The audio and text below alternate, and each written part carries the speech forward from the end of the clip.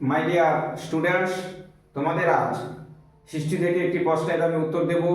প্রশ্নটি হলো, বৈদিক যুগে গুরু ও শিষ্যের মধ্যে সম্পর্ক কেমন ছিল? সাধারণত বৈদিক যুগে শিক্ষালাভের জন্য গুরু ছাড়া কেউ শিক্ষালাভ করতে পারত না। বৈদিক যুগে শিক্ষা ব্যবস্থা কেমন ছিল না, গুরু কেন্দ্রিক।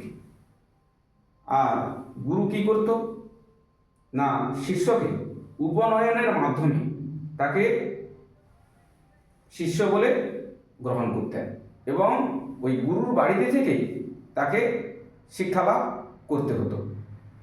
এই ছিল ওখানে শিক্ষা ব্যবস্থা। আর কি না, গুরুর বাড়িতেই থাকতে হতো, গুরুর বাড়িতে থেকে সমস্ত কাজকর্ম করতে হতো, গুরু সন্তানের মতো তার বাড়িতে থাকতে হতো।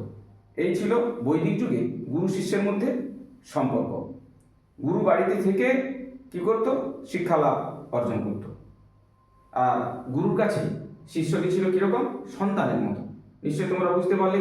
তাহলে পরীক্ষা করলে সুন্দরভাবে তোমরা লিখে আসবে। আর যদি বুঝতে না পারো তাহলে তোমরা কমেন্ট করবে। আর বুঝতে পারলে চ্যানেলটা ফলো দিয়ে সাবস্ক্রাইব করে পাশে থাকবে পরের প্রশ্নের উত্তর পাওয়ার জন্য।